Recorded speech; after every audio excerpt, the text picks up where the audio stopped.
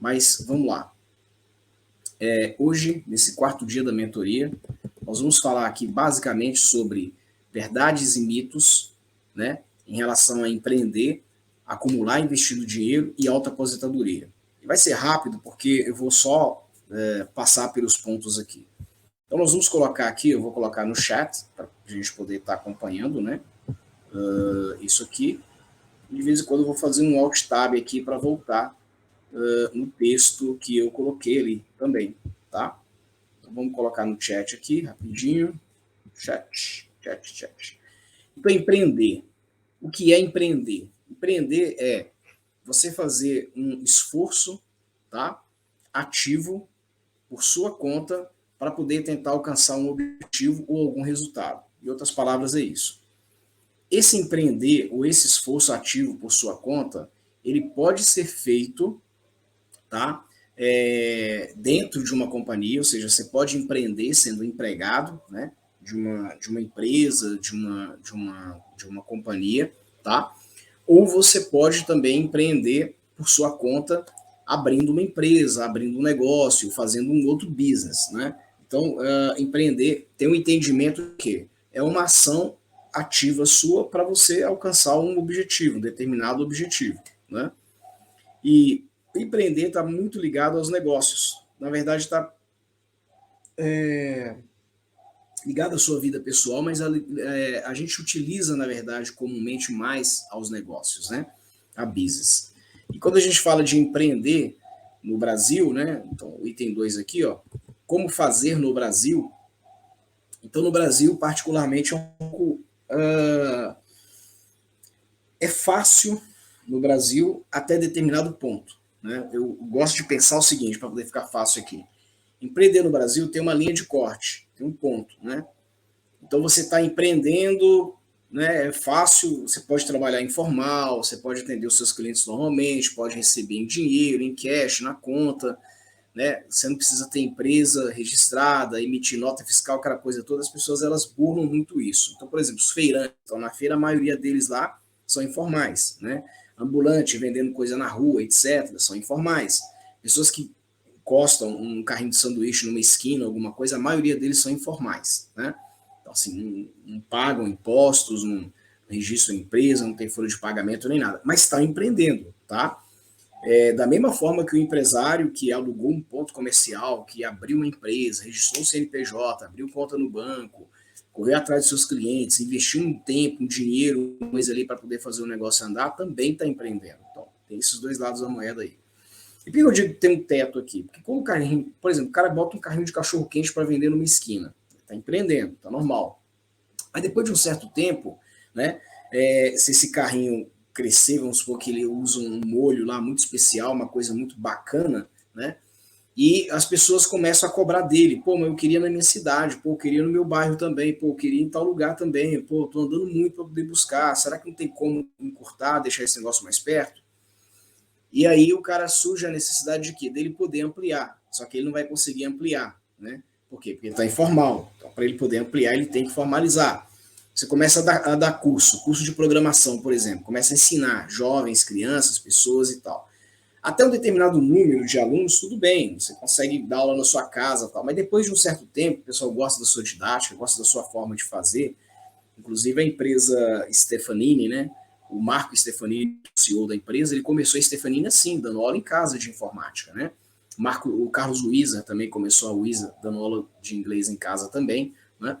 Mas chega um tempo que começa a crescer, ele vai precisar de um espaço, ele precisa de algum lugar para poder receber essas pessoas, né? E você precisa de um material, precisa de um tratamento, você precisa de fazer alguma coisa para que aquelas pessoas realmente elas tenham esse acesso, né? E aí começa a profissionalizar a coisa, né? Para profissionalizar, tem que formalizar, tem que fazer a formalização. E no Brasil você tem várias formas de constituir empresa no Brasil.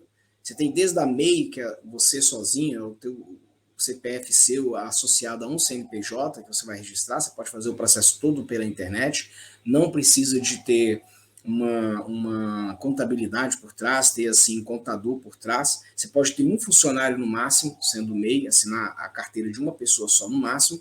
Só que para ser MEI também tem limitações, né? Tem limitação de faturamento, então tem um teto máximo de faturamento anual, né?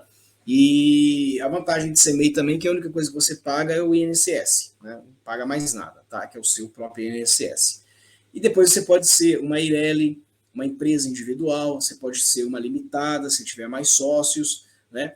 E aí tem as formalidades em relação a como você vai, qual é o regime de tributação que você vai ter. Se vai ser o regime do Simples Nacional, que são todos impostos consolidados num único imposto e é mais barato, é mais em conta, mas também pelo Simples Nacional tem um teto de faturamento anual, não pode passar, passou daquele teto, você vai automaticamente desenquadrar do Simples Nacional, né? Não vai ser mais caracterizado como Simples Nacional. Você tem a opção de ser lucro presumido, lucro real, tudo depende muito do faturamento, na verdade, né? Mas tudo começa pequenininho ali. À medida que for crescendo, for tomando corpo, você vai se informando, você pode virar MEI, depois de MEI você vira Eireli, depois Eireli microempreendedor individual, depois individual limitada, e vai ver qual regime de faturamento, o regime de tributação você melhor se encaixa, tá? Então é muito importante você entender isso aí. Você não precisa entender para ser especialista, né? Você precisa compreender para tomar uma decisão, para saber o que é melhor para você. E aí um contador, nesse caso, ele entra na parada, entra na jogada para poder te ajudar com isso aí, ok? Quais são os cuidados que você tem que ter quando vai empreender no Brasil? O primeiro cuidado se chama CLT, contratação de pessoas, né? Então você não consegue contratar alguém fazendo um contrato de pessoa jurídica com pessoa física, isso não existe. Existe a consolidação das leis do trabalho no Brasil, a CLT, e a CLT é a única e exclusiva forma de uma pessoa jurídica contratar uma pessoa física. Não tem como fazer diferente. Mas uma pessoa jurídica pode contratar uma pessoa jurídica, desde que descaracterize o vínculo empregatício. E o que caracteriza um vínculo empregatício? A remuneração é dada no mesmo período e na mesma quantidade, ou seja, o cara ganha X por mês, né? Todo mês o cara está ganhando aquele mesmo valor X. Segundo, existe uma hierarquia, então ele é submisso a um chefe, a uma chefia, recebe ordens, cumpre ordens, etc. E o terceiro, ele tem que fazer o trabalho, né? Ele não pode mandar outra pessoa para poder fazer, exclusividade de execução, então ele tem que fazer o trabalho, tá? Esses três elementos caracterizam, tá, vínculo trabalhista, né? E se tiver um desses elementos, na verdade, no meu entendimento, isso é tão perigoso, por isso que eu coloquei ele no cuidado, qualquer um elemento que tiver desses aí, na verdade, os advogados dizem esses três elementos juntos, né? Mas eu já vi casos que bastou um elemento desse para caracterizar vínculo. E o elemento foi que o trabalho tinha que ser feito por aquele cara. E aquele cara tinha um período para ele poder ir, tinha um tempo para ele poder ir. Isso também caracteriza também, tá? Então, por exemplo, você vai de segunda a sexta, de tal hora a tal hora. É uma jornada de trabalho. Caracterizou o vínculo empregatício, né? É diferente de uma contratação de uma empresa, você coloca uma empresa, você abre uma empresa, contrata um outro cara, via jurídico, né? Assim, via empresa por empresa, B2B, isso mesmo, né? E aí o que acontece? A empresa do cara que presta serviço para você não é o cara necessariamente que vai prestar serviço, ele pode mandar outra pessoa aí, né? Esse cara não recebe ordens, ele tem um escopo no contrato que ele tem que cumprir aquele contrato, que é um acordo entre as duas partes, então não tem ordem nesse meio, né? E o valor que ele vai receber é de acordo com a entrega, de acordo com o que está escrito lá no contrato que é feito, tá?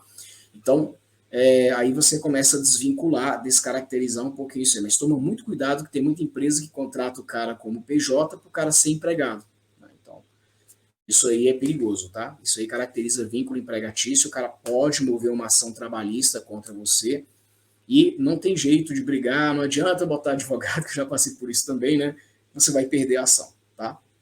Porque a justiça trabalhista, a CLT, a corda arrebenta para o lado do empresário. Sempre, né? Que não é o lado mais fraco. Entendeu? Que a justiça trabalhista CLT é a justiça do empregado. O nome está errado, tá? Esse nome aí de justiça do trabalho está errado. Quem trabalha mais, na minha visão, é o patrão, né? E é o que mais se lasca nessa história toda aí. Bom, enfim, estou colocando para vocês aí como experiência própria. Quando eu falei, essa mentoria é baseada na minha experiência, né? Quais são os riscos, né, que você tem em relação a empreender? Cara, empreender é muito incerto. Você vai lidar com incertezas. A incerteza de não receber, a incerteza de receber e não ser suficiente, a incerteza de receber não ser suficiente e você não conseguir dar conta de entregar, né? A incerteza de você entregar e entregar errado, ter algum problema, isso pode prejudicar lá na frente. A incerteza de você ter colaboradores e funcionários, mas no final não ter dinheiro suficiente, você não ter crédito em banco aprovado para poder viabilizar pelo menos assim capital que você tem ali, né? A incerteza de você não estar com saúde no outro dia e não ir trabalhar, isso vai te prejudicar, porque se você não for trabalhar, você não ganha também, você não recebe. Então, assim, lidar com incertezas, né? Então, esses são os riscos que você tem. Então, à medida que o seu negócio vai crescendo, você tem que ir mitigando esses riscos, dando resposta a esses riscos. E que respostas são essas? A primeira resposta que eu gosto muito, automação. Procure automatizar, crie processos e automatize processos de forma que gere menos dependência de você nesse negócio. Primeira coisa, automação. Segunda, delegação. Você vai delegar para pessoas e entregar aquilo para pessoas de forma que as pessoas que estão recebendo aquilo são pessoas que vão ter competência igual ou melhor do que a sua para poder executar aquela tarefa, tá? Para poder fazer aquilo, né? E a terceira opção que eu coloco aí, tá? É você procurar o máximo possível ser eficaz. O que é ser eficaz? É fazer o melhor com os menores recursos, ou seja, com menor dinheiro, com menor tempo, com a menor energia, né? Agir de forma eficaz. Então, cada vez que você vai trabalhando isso, você vai evoluindo, a sua empresa vai crescendo, os processos automaticamente vão crescendo, vão estar mais complexos, porém, vão estar mais automatizados. E cada vez que ele ficar automatizado, ele está independente de você, né? A mesma coisa com a delegação. Você vai delegando para pessoas melhores que você. Por exemplo, eu sou programador, gosto de programar e tal, mas eu não sou bom em front-end. Então, a minha empresa cresceu já um pouquinho, agora eu vou contratar alguém melhor do que eu para front-end, para resolver os meus problemas de front-end, né? Não sou bom de banco de dados, então eu vou contratar alguém melhor do que eu, mais expert em banco de dados, para trabalhar com banco de dados, tá? Essa visão é muito importante. E a CLT é um negócio que você tem que ter muito cuidado aqui no Brasil. Por quê? A CLT, eu brinco às vezes assim, né, que ela é o vilão do empregador, mas se não existisse a CLT no Brasil por causa da nossa cultura, do nosso jeito, da nossa forma de ser e de falar, seria o caos, seria uma escravidão, seria uma coisa muito ruim, muito difícil mesmo. Então, eu costumo dizer que no Brasil, nós brasileiros nós não somos educados, nós somos como boi, né, como índios, né? Se não tiver aquilo obrigando você a fazer daquele jeito, você vai fazer, você vai violar. Então, se não tiver radar no trânsito para te dar uma multa, você vai passar em alta velocidade. Você não vai respeitar quebra-mola, não vai respeitar faixa de pedestre, né? Você não respeita, na verdade. Você para, porque senão você toma multa. Você anda devagar, que senão você toma multa. Entendeu? Então, as coisas no Brasil são feitas não de forma educativa, são feitas de forma punitiva. Isso por causa da nossa própria cultura, da gente querer levar vantagem em tudo. Inclusive, a gente, como empregador, quer levar vantagem em cima do empregado, em cima da pessoa que a gente contrata. Se não tiver nada para poder amparar eles, por causa da nossa cultura, eles estariam ferrados. Então, a CLT existe, por isso que eu falei que é uma via de mão única, né? Só para eles, na verdade, para poder proteger os interesses do empregado, tá? A CLT, não pense que você vai se beneficiar da CLT. Eu já tive casos de que eu fui para a justiça trabalhista, a empresa fechava 8 horas da noite, o cara alegou que trabalhava até 11 todos os dias, a empresa fechava 8 horas da noite, a energia era desligada, o alarme era ativado, a empresa era trancada, ninguém trabalhava mais. O cara ganhou. Não sei como, mas ele ganhou. Ele disse que ele trabalhava até mais tarde e ganhou. Então não adianta, tá? Se um funcionário, um empregado, alguma coisa te levar, é muito difícil. Só se você conseguir provar que o cara roubou, que ele tem má índole. E é muito complicado você provar um negócio desse. Tem que ter muita testemunha, muito filmagem, você tem que ter muito argumento. É ruim. Tá? No Brasil isso não funciona direito. Então, assim, você tem que pedir a Deus para você ganhar bem, ter uma margem muito boa, para ter condições de contratar funcionários e pagar legalmente o que eles merecem, tá? E mesmo assim, estabeleça um bom relacionamento com os funcionários. Por quê? Porque eu entendi que o relacionamento era a base de tudo. Eu evitei muito processo trabalhista por causa de relacionamento. Porque eu tratava bem as pessoas. Eu conversava, pegava na mão, falava, contava história, ia almoçar junto e tal, não sei o quê. E os caras, pô, esse cara é tão legal, velho, eu não vou ferrar com esse cara. Entendeu? Evitei muito processo trabalhista. Onde eu tomei processo trabalhista? Onde eu não estava na minha gestão, onde eu não estava diretamente lá. Então, como eu fui dono de franquias, eu tinha lojas, eu não tinha condição de estar em todas as lojas. Não tinha jeito de eu estar em todas as lojas. Tinha um gerente naquela loja. E o cara ferrava a empresa achando que estava ferrando o gerente, mas estava me ferrando. Ele nem sabia que estava me ferrando. Às vezes o cara nem me conhecia. Então, eu tomei processo trabalhista por causa disso. Então, tem um bom relacionamento com as pessoas. Porque as pessoas vão mover um processo trabalhista por questões emocionais. Não é tanto por questões trabalhistas, por direito, por dinheiro, não. É porque elas estão putas com alguma coisa na empresa, com o seu chefe, com a gestão, com a hierarquia, com alguma coisa assim, tá? Vamos lá então, contratação. Como é que funciona a parte de contratação na parte de empreender? Cuidado também com isso, porque é o seguinte, gente, eu estou sendo muito honesto com tudo, tá? Tem gente que pode pensar que eu estou sendo arrogante, que eu estou sendo... Não, né? Eu estou sendo muito honesto, porque minha experiência é o que eu passei, tá? Quando você faz contrato com pessoas que são instrutivas, são instruídas, são formadas em alguma coisa, tem uma formação, tem um curso superior, tem uma pós-graduação, tem um mestrado, ou pelo menos estudou, terminou o ensino médio no mínimo, né? Não sei. Mas assim, quando você faz um acordo, um contrato, seja de fornecimento de serviço, seja de prestação de serviço, seja de venda de negócio, que já aconteceu muito comigo isso, e essa pessoa não é formada, não tem instrução, ela está pouco se lixando, desculpa falar assim, para cumprir com o contrato. E no Brasil, a justiça no Brasil não funciona. Nós vamos falar disso aqui lá embaixo, lá. Eu vou conversar com vocês um pouquinho sobre isso, tá? Você pode ter nota promissória, você pode ter um contrato averbado, você pode ter a prova, você pode ter tudo, cara. Você vai levar para a justiça, é muito difícil você ganhar alguma coisa. É muito complicado você ganhar. O juiz fala que o contrato não está mal elaborado, ele acha alguma coisinha lá para poder te penalizar também, né? O juiz ele fala que você deveria ter tomado uma atitude XYZ em relação aos recebimentos e você não tinha tomado essa atitude. Enfim, vai inventar um bocado de coisa dependendo do valor do contrato, do valor, nem vale a pena você mover a ação, porque o advogado é mais caro do que a própria ação. Resumindo, tá? Então, minha lição aprendida que eu deixo para você é o seguinte: vai fazer contrato com alguém? Estuda a índole dessa pessoa, vai vender um negócio, por exemplo. Comigo aconteceu disso de uma vez, eu vendi uma das minhas lojas, né, de franquia que eu tinha, né? Então, eu estava tão desesperado para vender aquela loja lá, porque a loja estava me dando tanto problema. Não é a loja em si, o negócio era bom, só que não parava gerente lá dentro, não parava gente. O local, na verdade, daquela loja não ajudava muito ter bons funcionários naquela loja. E eu não tinha tempo para ficar me desgastando. Então eu queria vender essa loja para alguém que trabalhasse nessa loja, ficasse lá dentro, enterrado, trabalhando nessa loja. E aí eu consegui, assim, muitas pessoas apareceram e tal, mas era gente de baixo nível, de baixa instrução, gente difícil. Um cara apareceu que falava mais ou menos bem, mas era também de baixo nível, não tinha instrução, não tinha formação, né? Mas falava mais ou menos bem e tal, aparentava ter dinheiro, fiz negócio com ele. Ele pagou a entrada bonitinha, pagou a primeira parcela, pagou a segunda. Na terceira, ele não pagou mais. Ele ficou inventando desculpa. Falou, porque não tá vendendo, não tá dando, não sei o que, não sei o que. Ele falou, você tirou a minha marca. Você não é mais um franqueado meu. Você começou a colocar produto seu próprio. Você contratou as pessoas, você treinou as pessoas, você assumiu a rédea do negócio.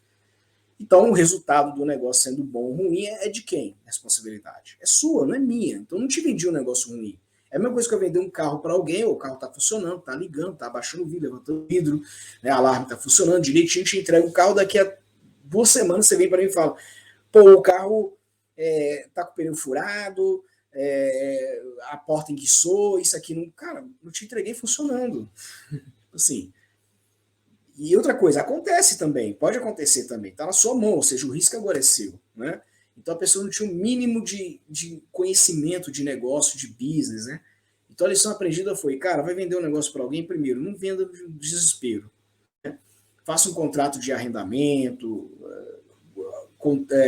seleciona outro franqueado, faz alguma outra coisa, mas se for para vender, ou vende à vista, e se for para vender financiado, tenha entendimento que aquele cara tem condições, ele tem bens a ser penhorados, contrata um advogado muito bom para fazer um contrato bem legal, bota a garantia dentro do contrato, pede para averbar um imóvel, né? Pega um imóvel lá e fala, ó, nós vamos averbar esse contrato na escritura do imóvel, tá? Se não pagar as parcelas, eu posso tomar seu imóvel. Tá lá no contrato, tá averbado, você assinou, e o cara não pode fazer nada com isso. E se ele tentar vender a casa, ela assinou o contrato agora com você e vai lá e vende a casa, ele não consegue vender a casa. Por que não consegue vender? Porque está averbado, né?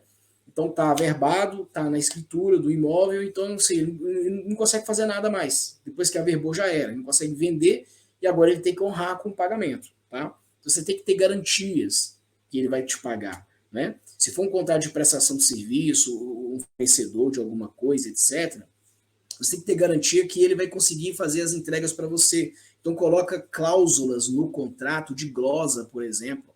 O que é glosa? Glosa é o seguinte, eu te pago uma metade agora, te pago a metade quando chegar. Se quando chegar tiver problema, eu vou glosar a metade, ou seja, eu só pago a outra metade, os outros 50%, e esse problema foi resolvido. Enquanto você não resolver esse problema, você não recebe. Ponto. E deixa isso em contrato para você poder lembrar o cara, que o cara fez negócio com homem, fez negócio com gente de palavra. Homem, mulher, enfim. Quem cumpre com o que faz, ok? Então, entenda isso aí como isso é grave, tá? Quando a gente fala de fornecedores e parceiros, estamos falando de quê? Estamos falando das pessoas que estão envolvidas com você no seu negócio. De alguma forma elas estão envolvidas, de alguma forma elas vão te ajudar a você a desenvolver. Só que lembra o seguinte, tá? Fornecedor, ele pode ser prestador de serviço, ele pode fornecer matéria-prima, pode fazer alguma coisa. A qualidade do que ele vai entregar, quando o seu cliente for usar o teu produto, o teu serviço ou alguma coisa, e a qualidade não estiver boa, né? Seja da matéria-prima ou o que for, ele não vai no fornecedor, ele vai em você. Então você tem que tomar um cuidado enorme na hora de selecionar fornecedor. Se você, obviamente, preza pela sua imagem, tá? E quando a gente fala de parceiros, a mesma coisa, tá? Por exemplo, eu aprendi a não me associar com homens que traem suas esposas. Porque se o cara faz isso com a mulher que ele dorme, cara, e você? Entende? A índole de uma pessoa dessa, uma pessoa que é infiel à esposa, o cara vai fazer viagem internacional e pega puta lá fora e chega contando para você, achando que é, né, uma vantagem, né, que, cara, cuidado com as pessoas que você se associa, tá? Com quem você faz parceria, qualidade, a índole, a imagem, isso tudo aí você tem que levar em conta antes de poder fechar alguma coisa, né? E startup, né? Vamos falar agora um pouquinho sobre essa parte de startup. O que é uma startup, na verdade? A palavrinha da moda de algum tempo aí, né? Startup é uma empresa ou um negócio que você está começando, mas está em fase experimental, né? Então é uma ideia que está sendo validada, né? O carro-chefe de uma startup, o produto ou serviço chefe de uma startup, a gente chama de MVP, que é o mínimo produto viável, ou seja, é aquele software que, por exemplo, que você desenvolveu, que ainda não está com a interface bonitinha, com a cara do usuário bonitinha, né? Ainda não está com os acessos todos feitos, ainda não está com todos os modelos construídos, ainda não tem todos os recursos, todas as funcionalidades, mas a funcionalidade principal é validar aquela regra daquele negócio, ela está pronta. Embora feia demais, mas ela está pronta. Ela funciona. Ela para ser automatizada alguns pontos, você está inferindo o manual, está mexendo lá na mão mesmo, tá? Fingindo que é um usuário que está cadastrando, fingindo que é um banco de dados que está recebendo informação, etc. Mas o seu negócio ali é validar a ideia. É ver se aquela ideia funciona. E se ela funciona, qual o potencial de escalabilidade dela, ou seja, quantas pessoas ela pode atingir, tá? Qual a margem de crescimento que esse negócio tem, qual a margem de lucro que esse negócio pode dar. Isso por que é interessante? Porque você vai atrair investidor, você vai atrair gente que vai botar dinheiro nesse negócio, tá? Então, a startup, primordialmente, ela precisa de validar a ideia. A gente chama de hipótese, né? Validar a hipótese através do produto ou serviço que você está desenvolvendo. E, por último, venda. Venda é uma habilidade que você tem que desenvolver se você não tem. Ah, mas eu sou o dono da empresa, tem que saber vender. Eu sou o CEO da empresa, tem que saber vender. O vendedor número 1 da sua empresa é você, tá? Então, se você não sabe vender, não sabe argumentar, tem muito curso aí fora bem legal, bem interessante, que pode te ensinar a vender, entendeu? Mas vender para você é a alma do seu negócio, que você tem que saber fazer. Tá? Você tem que ter poder de persuasão, de argumentação, você tem que saber convencer, você tem que saber mostrar para a pessoa que você realmente é uma pessoa competente e capaz e você consegue entregar o que ele está precisando. Você não consegue fazer isso se você não tiver um argumento bacana, não souber fazer essa venda. Tá? É muito complicado isso. E agora nós vamos entrar agora para o item 2, né? Que é acumulando e investindo dinheiro. Tá? Existe o efeito bola de neve positivo que eu expliquei no terceiro encontro, que é o seguinte: você tem sua renda ativa e zero de renda passiva. Então, sua renda ativa está aqui e aqui no chão, no zero, está a renda passiva. Você não tem renda passiva. Né? Só voltando, renda ativa é o que você trabalha, é uma remuneração, você é pago para fazer alguma coisa, tá? É uma remuneração, um salário, alguma coisa assim. E renda passiva você ganha a partir de um esforço único. Você fez alguma coisa uma vez e acabou. Aquilo vai te dar dinheiro o resto da sua vida.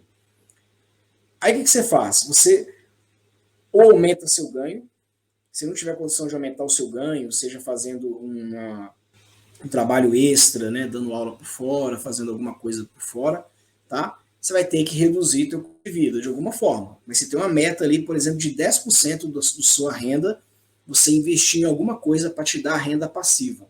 Então, vamos supor que você ganhe 10 mil reais. Vamos supor que você ganhe 3 mil reais, por exemplo, né? E você não consegue, não tem, por algum motivo, não consegue, não tem tempo, não tem disponível, não sei. Você não consegue 300 reais a mais por mês, por exemplo. Você não consegue arrumar esse dinheiro a mais, tá? E aí o que você faz? Tem outra escolha, velho. Vai ter que baixar teu custo. Teu custo que era de 3 mil, que é igual ao teu salário, tu vai ter que cair para 2.700. Vai ter que sobrar 300 de alguma forma. Você tem que tirar 300 de algum lugar. E esses 300 você vai começar a investir. Vai comprar ativos, vai fazer alguma coisa que te pague dividendo, que te retorne algum dinheiro ou alguma coisa assim. Então sua renda ativa começa a subir, tá? E à medida que a sua renda passiva começa a aparecer, você vai fazendo isso 1 ano, 2 anos, por aí vai, e a sua renda ativa também, automaticamente, ela começa a subir também, né? Você vai subir de cargo, vai subir de salário, é óbvio que você vai usar a técnica PCTI, que você viu no nosso segundo encontro, para você começar a subir de cargo e automaticamente subir de salário. Você não é o Zé Mané, não vai ficar parado, estagnado, olhando para a vida, esperando que a vida te dê as coisas. Não, você vai fazer a sua parte, você vai correr atrás. E o teu salário vai aumentando. E, obviamente, você vai escolher, ou eu mantenho esse padrão de vida, ou eu aumento um pouquinho mais esse padrão de vida, ou seja, melhor o lugar que eu moro, ou melhor o carro que eu dirijo, não sei. Você vai tomar uma decisão. Mas o importante é que o grau de investimento seu tem que aumentar com o passar do tempo, para a sua renda ativa começar a aumentar. E a sua renda ativa aumentando também, você vai mudar a sua escala de investimento. Exemplo, como é que eu comecei a fazer? Eu comecei a trabalhar com fundos de investimento. Não era fundos na época que chamava. Esses fundos de investimento eram o quê? Era uma coleção de ações que o banco fazia, era pelo banco na época, né? E fundo de investimento, aplicação mínima R$200, fundo de investimento, aplicação mínima R$30, fundo de investimento, aplicação mínima tanto. E eu só fazia isso aí. E fui estudando ações. Na época não tinha o que a gente tem hoje, né? YouTube, não tinha curso, não tinha essas coisas assim. Então você tinha que entrar em site em inglês, você tinha que fazer, se virar para poder aprender, né? E eu aprendi a mexer com ações. E aí eu comecei a investir em ações, né? E depois eu comecei a investir em Forex, comecei a investir em outras coisas. Só que ainda assim a alavancagem era um pouco lenta, mas na hora que eu cheguei a um certo ponto, 1 ano e meio, uns 2 anos depois, cheguei a um certo ponto, eu usei esse dinheiro e dei entrada no imóvel. Eu comprei um imóvel na planta, né? E comecei a pagar esse imóvel com investimento também. E aí, quando esse imóvel saiu, eu aluguei esse imóvel. Quando eu aluguei esse imóvel, o dinheiro do aluguel pagava a prestação do imóvel e me botava o dinheiro no meu bolso. Eu pegava esse dinheiro do bolso, ao invés de eu comer esse dinheiro, voltava novamente para o meu plano de investimento. E aí eu fiz o efeito bola de neve positivo. Porque depois eu entendi que melhor do que imóvel é empresas.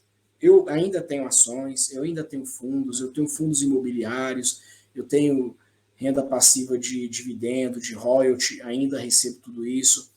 Tenho renda de aluguéis e tenho empresas, né? Então, assim, eu consegui crescer, diversificar e aprender um pouquinho mais, fazendo com que a semente gerasse mais sementes, né? Nós falamos no terceiro encontro que a galinha dos ovos de ouro, você não vai comer a galinha, né? Você vai comer os ovos. A galinha você sempre vai ter, na verdade, para comprar cada vez mais, tá? Isso é muito importante você entender. E você não consegue fazer isso se não conseguir aplicar o que eu chamo de CRG. O que é CRG? CRG é um acrônimo que eu chamo de crescer, reter, ganhar, né? Na verdade, aqui está errado, tá? CRG aqui está errado. É GRC. É GRC. Está errado aqui, tá? É ganhar, reter, crescer. Ganhar, reter, crescer. Essa ordem, né? E você não consegue ganhar, reter, crescer, ou seja, ganhar mais dinheiro, reter o dinheiro que você ganhou e fazer esse dinheiro crescer se você não tiver essas três habilidades aqui, ó. Educação financeira, estratégia financeira, inteligência e inteligência financeira. O que é educação financeira? Educação financeira é você entender como o dinheiro funciona, né? Você entender o jogo do dinheiro, entender o que você precisa fazer para ganhar, para buscar dinheiro, né? O que você precisa fazer para reter dinheiro, o que você precisa fazer para quais são os conhecimentos e habilidades que você tem que ter e tem que desenvolver para dar os próximos passos no seu crescimento financeiro. Cada conhecimento agregado, cada, vamos dizer assim, soma que você tiver no seu arcabouço de conhecimento financeiro, contribui para a sua educação, para a sua formação de conhecimento financeiro. E aonde você busca isso? Em livros, cursos, treinamentos, do jeito que eu coloquei aí, tá? Então, para ganhar dinheiro, você tem que conhecer bem, tem que ter um conhecimento bem legal de educação financeira. E a estratégia financeira? Estratégia financeira é a forma de você fazer o planejamento e a validação da sua intenção financeira, né, do seu objetivo financeiro. E o objetivo é me aposentar com 40 anos, por exemplo, né? Não é INSS, aposentadoria privada, nem nada, não. É ganhar, viver de renda passiva, né, aos meus 40 anos. O que eu preciso fazer? Onde eu tenho que investir? O que eu preciso conhecer? Quais são os cursos que eu tenho que fazer? Com quem que eu tenho que me associar? Com quem que eu tenho que andar? O que eu tenho... Aliás, quais são as minhas ações, tá? Que eu preciso fazer e como eu preciso fazer essas ações. Isso é estratégia financeira, né? E por último, inteligência financeira, que é o acúmulo desse conhecimento durante o tempo e a melhoria contínua da aplicação desse conhecimento, né? Que também é conhecido como sabedoria financeira. Então, ganhar dinheiro é você entender as fontes de renda. O meu salário é uma fonte de renda, mas para 99% das pessoas é a única fonte, tá? Não precisa ser. Você pode ter salário, você pode ter consultorias, você pode desenvolver uma ferramenta, você pode fazer alguma coisa que nesse alguma coisa que você faz, você consegue, vamos dizer assim, ter uma recuperação, você consegue ter uma visão daquilo que aonde você está indo e aonde você quer chegar, né? Então, a partir do momento que você começa a desenvolver essas habilidades financeiras, você começa a entender também como é que você ganha dinheiro. E o sofrimento, vamos dizer assim, ou que você passa para ganhar dinheiro, faz com que você poupe, ou seja, você tenha uma habilidade de retenção. Só que você não pode reter o dinheiro ficar parado. Lembra do primeiro encontro nosso, o dinheiro funciona como energia. Então você tem que fazer o giro desse dinheiro, fazer esse dinheiro crescer, esse dinheiro trabalhar para você. Aí que a estratégia financeira entra aliada com a inteligência financeira. Ok? Então é assim que isso funciona. Agora vamos falar para o último tópico, que é a aposentadoria, autoaposentadoria, você se aposentar. E isso eu não estou falando de INSS, eu não estou falando de como é que fala? INSS, nem de aposentadoria privada, né? Então, eu estou falando aqui você ter renda passiva suficiente, né? E essa autoaposentadoria no Brasil, ela é muito complicada, porque é o seguinte, quando a gente fala de Brasil, eu estou falando das 4 instabilidades, né? É a instabilidade política, que no Brasil muda muito, todo mundo lembra da época do Collor aí, que aconteceu, né? Pode ser que daqui a alguns anos, algum tempo, entre um ditador no Brasil, não duvido disso, tá? Não quero que isso aconteça, pelo amor de Deus, óbvio, né? Tem os meus bens, tem patrimônio meu aqui, mas pode entrar alguém e falar o seguinte, cara, vamos confiscar tudo e dividir tudo igual, agora virou socialismo aqui. Quer dizer que você que ralou muito para conquistar o que você tem, agora você tem que dividir com quem passou a vida inteira, desculpa falar assim, mas de barriga pro ar. É complicado, mas pode acontecer. Então, o país ele gera essa insegurança política na gente, né? Outra insegurança que ele tem, jurídica, né? O Brasil tem muita impunidade. Eu já vivi isso na criminalidade, menores, né, que te assaltam, te roubam, lojas suas, empresas suas que são roubadas e nada acontece, né? Contrato que você faz e nada. Gente, um dia aconteceu um negócio absurdo. Nossa, foi há muito tempo atrás, há muitos anos atrás, minha esposa estava levando os meus filhos, crianças, para a escola. Olha só, você não tem lógica. Imagina que isso aqui é uma rua, é uma mão, tá indo para cá, tá? E aqui tem a pista do lado, ou seja, é uma pista de mão dupla, né? Que ela tá seguindo aqui. Minha esposa estava nesse lado do canto e viu um ônibus desse outro lado aqui. Aonde viu um ônibus, onde o ônibus estava, tinha um buraco. O que o ônibus fez para descer o buraco? Bateu no carro da minha esposa, com duas crianças dentro. Eu evidenciei, eu periciei, eu gravei, fiz CD, peguei entrevista de gente que estava no local, testemunha e tudo mais. Isso aconteceu? Perdi a ação. A empresa de ônibus ganhou, a empresa, né, de transporte público ganhou a ação. Já fui arrastado de moto 10 metros, né? Os motoqueiros que pararam o cara lá na frente, eu evidenciei, periciei, fiz tudo. Gente, perdi, né?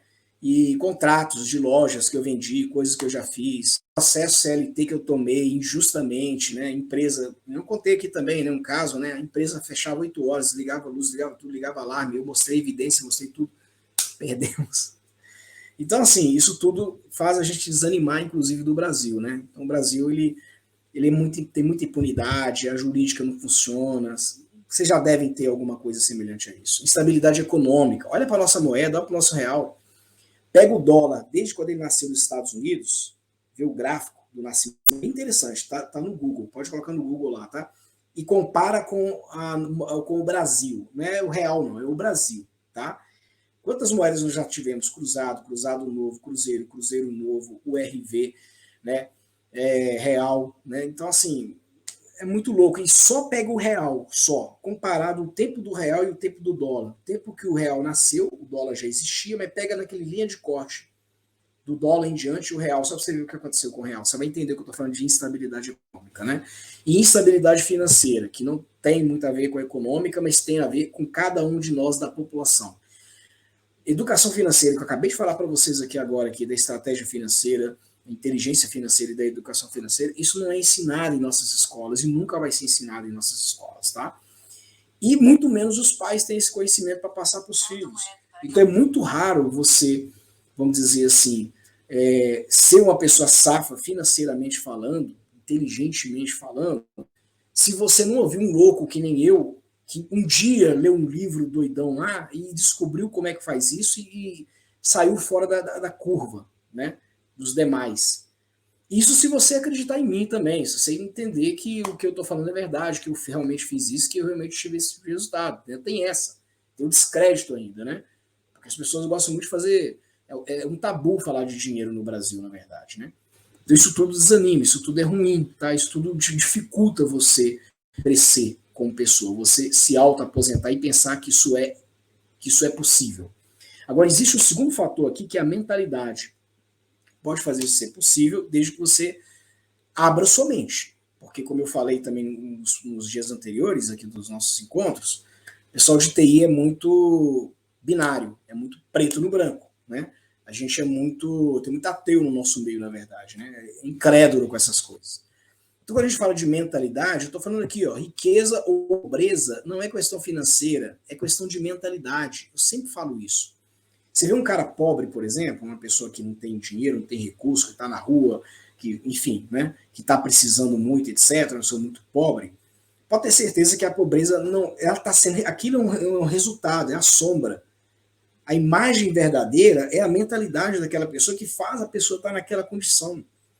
Quando a gente entende isso e destrava isso, fica mais fácil. Você, primeiro, se torna autorresponsável pela sua vida, pelas suas decisões. Você não joga a culpa no governo, no marido, na esposa, nos filhos, no chefe, na empresa. Você se responsabiliza. E quando você se responsabiliza, você traz uma coisa chamada poder de mudança. Você consegue influenciar e ter poder de mudança. Quando você transfere a responsabilidade, ou seja, você se vitimiza, tá? Você julga. E julga está ligado à culpa. Então, se você culpa alguém por isso, tem um julgamento envolvido nisso. Não tem poder de mudança e de transformação nenhuma. Então tudo começa aqui, ó, na mentalidade sua. A riqueza e a pobreza estão aqui, tá? Não está no bolso, não. O bolso é resultado. O bolso é a sombra, é o reflexo. daquilo que está lá. Segundo ponto aqui, ó, mude nessa ordem pensamentos, que você pensa. Você não consegue mudar o que você pensa se você não mudar a atmosfera. Eu vou falar um pouquinho aqui sobre. Deixa eu falar agora sobre a atmosfera. A atmosfera é um conjunto de 3 coisas, que é o local que você mora, o meio social que você vive e as pessoas que estão ao seu redor. Se as pessoas que estão ao seu redor não estão convergindo com o seu futuro, com a sua carreira, com o que você quer, zoam dos seus projetos, riem dos seus pensamentos, do futuro, daquilo que você quer fazer, cara, essas pessoas vão te colocar para baixo. Você não vai conseguir ter pensamentos bons do lado de pessoas assim. Morando num local onde só tem dificuldade e escassez, também raramente você vai conseguir pensar uma coisa boa, ou acreditar que você pode sair daquele lugar e ir para outro lugar. A não ser o desejo, caso tenha, de poder querer sair. Né? E o meio social, a igreja, a empresa, o local que eu vou, o clube, etc. Cara, se não estiver alinhado com o que eu quero, com o que eu estou buscando, raramente eu vou conseguir pensar, vou conseguir ter pensamentos que vão conseguir me levar a acreditar que eu posso chegar em algum lugar. Os pensamentos geram sentimentos, na ordem que está aí, tá? Então, os pensamentos geram sentimentos. Os sentimentos são nossas emoções, é a vontade, a raiva, o desejo, a dor, ter dó de alguma coisa, né? Querer alguma coisa, enfim, tá? E esses sentimentos é que levam a gente a agir, que levam a ações. E as ações, obviamente, resultam nos nossos resultados, né? Culminam no resultado nosso. Mas tudo parte de onde? De pensamento, tá? Por isso que eu coloquei aqui embaixo. Lembre-se da atmosfera, tá? Você não vai conseguir. É muito difícil mudar seu pensamento se você não entrar numa atmosfera que realmente ela, vamos dizer assim, ela coopere, né, com o resultado que você quer atingir, tá? Isso é muito importante mesmo. Só avançando aqui para o último, meta. Tenha meta. É importantíssimo. Para a autoaposentadoria, se você tiver uma meta, eu tinha uma meta de me aposentar com 45 anos, consegui com 38, tá? Mas você tem que estabelecer um tempo, uma idade. Qual a idade que você vai se aposentar? Qual a renda, né? Com quanto? Quanto é suficiente você ganhar por mês de renda passiva, sem você precisar trabalhar, por exemplo, para você poder ter o seu custo de vida, seu padrão de vida pago, né? E qual a estratégia? Como você vai fazer isso? Você tem que smartizar. Quase que não sai. Você tem que smartizar isso. O que é smart? Smart é uma técnica, né, que a gente utiliza para você poder validar algum planejamento, alguma estratégia, né, alguma intenção que você tem para tentar fazer alguma coisa. Beleza? Como ninguém entrou na aula de hoje aqui, né, na mentoria de hoje, eu gravei, acabei gravando aqui para cumprir realmente com o protocolo, cumprir realmente com a agenda, né? Vai ser disponibilizado, eu vou deixar no nosso grupo, né, até a segunda-feira, né? Na segunda-feira vai ser dia, deixa eu ver aqui, segunda-feira vai ser dia 21. Na segunda-feira nós vamos excluir o grupo da mentoria e vamos excluir automaticamente todo o conteúdo que tiver lá. Então, se você tiver que consumir alguma coisa de lá, faça isso até segunda-feira, porque a partir de lá a gente vai tirar tudo do ar, tá bom? Qualquer dúvida, entre em contato, estou aqui para ajudar, espero que realmente o que eu vivi não tenha sido em vão, pelo menos não foi para mim, pelo menos, né, mas tenha ajudado também algumas pessoas, que eu quebrei a cara, que eu quebrei a cabeça, que eu fiz, realmente tenha valido a pena para poder agregar alguma coisa aí na sua vida, tá? Se te ajudou, dê aí um feedback, ajuda a gente de alguma forma aí também, para a gente continuar assim, motivado, empolgado em ajudar mais e mais pessoas, ok? Gratidão, guys, tá?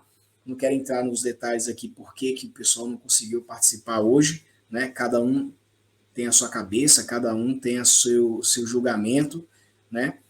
E cada um é cada um, né? Não vou ficar entrando no mérito aí, não. Mas o meu papel eu fiz. Prometi que eu ia fazer os 4 dias e tá aqui o 4º dia feito. Beijo no coração e a gente continua se vendo aí nos nossos grupos, comunidades, aulas ao vivo e outras ocasiões, caso Deus permita que aconteça. Até lá, guys. Obrigado, viu? Satisfação. Deus abençoe a vida de cada um de vocês. Tchau, tchau.